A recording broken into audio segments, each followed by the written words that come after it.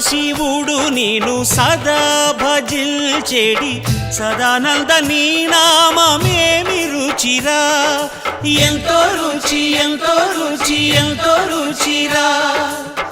అరయ భద్రాచల శ్రీరామదాసుని ఏలిన నీ నామమేమి రుచిరా, శ్రీరామ